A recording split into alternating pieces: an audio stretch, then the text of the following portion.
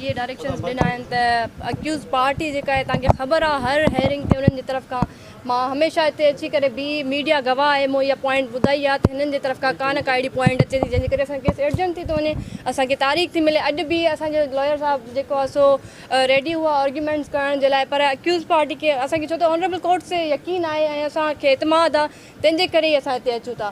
सो honourable court इहा point लिखी आहे अक्यूज़ पार्टी खे, छो त हू तव्हांखे ख़बर आहे त हाई कोर्ट में हुननि जेका पिटिशन फाइल कई आहे त ज्यूरिसडिक्शन नथी लॻे हितां जी कोर्ट जी ऐं मैजिस्ट्रेट वटि वञे केस, त उन पॉइंट ते जज साहब उन्हनि खे लास्ट जेको आहे वार्निंग ॾिनी आहे ऐं हिननि खे अक्यूज़ पार्टी खे लास्ट चांस ॾिनो आहे सरदारनि खे त तव्हां डिसाइड कराए खणी अचो। 5 जून जी असांखे तारीख़ मिली आहे ऐं हिननि खे इहो चयो वियो आहे त 5 जून ताईं अगरि फ़ैसिलो न आयो हाई कोर्ट मां हिकिड़े पासे अगरि केस न थियो त असां हिते जेको आहे सो हलाईंदासीं केस, छो त हाई कोर्ट जी तरफ़ खां इहे डायरेक्शंस त रिटन में न हुआ, पर हिननि खे पाण खे बि ख़बर आहे, मौजूदु हुआ अक्यूज़ पार्टी जा लॉयर्स, त इहो चयो वियो त तव्हां केस हलायो। सो केस डिले न थियणु घुरिजे ऐं हिते मूंखे थकाइण जी कोशिशि कई थी वञे, झुकाइण जी कोशिशि कई थी वञे। सो इहो अॼु वरी मां वाज़े कयां त न मां थकण जी आहियां न मां झुकण जी आहियां ऐं इनशाला असांखे अदालतुनि ते मुकमल यकीन आहे, केस परसू कंदासीं, इंसाफ़ वठंदासीं।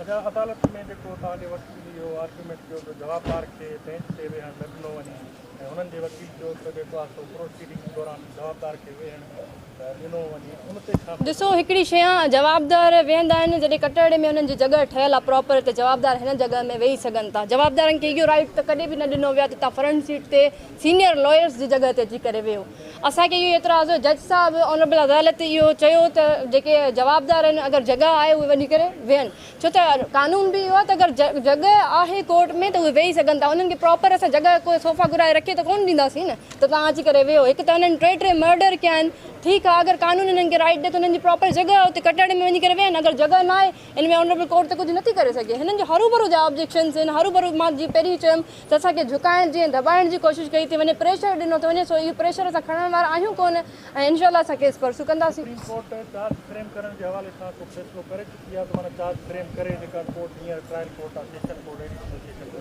ॾिसो, जंहिं पॉइंट ते ही विया आहिनि हाई कोर्ट, उहो honourable supreme court already decide करे चुकी आहे, पर वरी बि हिननि जे तरफ़ खां टाइम गेन करण जे लाइ, टाइम वेस्ट करण जे लाइ कयो थो वञे। सो इन जो असांखे कोई गर्ज़ न आहे, असांजा जेको आहे हौसला बुलंद आहिनि, इनशाला असां परसू कंदासीं केस, उमेदु आहे अदालतनि में। तव्हांजो फोटू कढी कंटेंट जी आॾो ऐं रखिया था वञनि ऐं तौहीन कई थी अदालत, इहो छा मसइलो आहे? ॾिसो, अदालत जी तौहीन हिननि जी तरफ़ खां थी आहे जिन ते ऑनरेबल सुप्रीम कोर्ट डायरेक्शन्स लिखिया आहिनि ट्रायल कोर्ट खे त तव्हां जेका हिननि जी रश आहे, हिननि जो जेको क्राउड गॾु था कनि अदालत में, उहो न अचणु घुरिजे।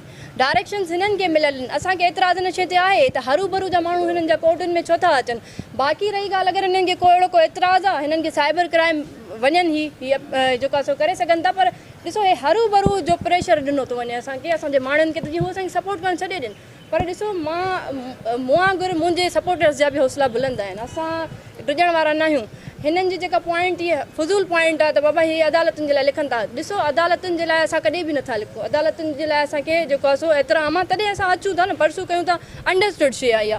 बाक़ी रही ॻाल्हि, हाणे सरदार वेही करे जेको आहे सो चांहियूं पीअंदा ऐं 100 माण्हू वठी ईंदा, क्राउड वठी ईंदा, त उन क्राउड ते असां एतिरा सुप्रीम कोर्ट में बि करे चुका आहियूं। इहो अदालत अॻी हाज़िरी ते हुकुम ॾिनो त माना गैर ज़रूरी जेके माण्हू आहिनि उहे न छॾिया वञनि, वरी तव्हां चओ था सभई माण्हू अचनि पिया। ॾिसो, फ्रीडम ऑफ स्पीच हर कंहिंखे आहे। अगरि असां सरदारी निज़ाम नामंज़ूर जो नारो लॻायूं था त उहो असांजो राइट आहे, असांखे फ्रीडम ॾिनो वियो आहे, असांखे आज़ादी ॾिनी वई आहे, असां सरदारी निज़ाम खे नथा वञूं, हीअ असांखे ज़बरदस्ती करे मंझराए नथा सघनि। बाक़ी रही ॻाल्हि त सुप्रीम कोर्ट इहे डायरेक्शन्स ॾिना हुआ ट्रायल कोर्ट खे, ऐं ट्रायल कोर्ट बि डायरेक्शन्स ॾिना हुआ पुलिस खे त तव्हां हरू जो क्राउड न अचण ॾियो। जेको अॼु क्राउड हुयो, जंहिंजे करे शायदि का पोस्ट रखी वई हूंदी, मुंहिंजे नॉलेज में इहा शइ न आहे, पर असांखे एतिरा ज़रूरु आहे इन शइ ते त एतिरो क्राउड न अचणु घुरिजे।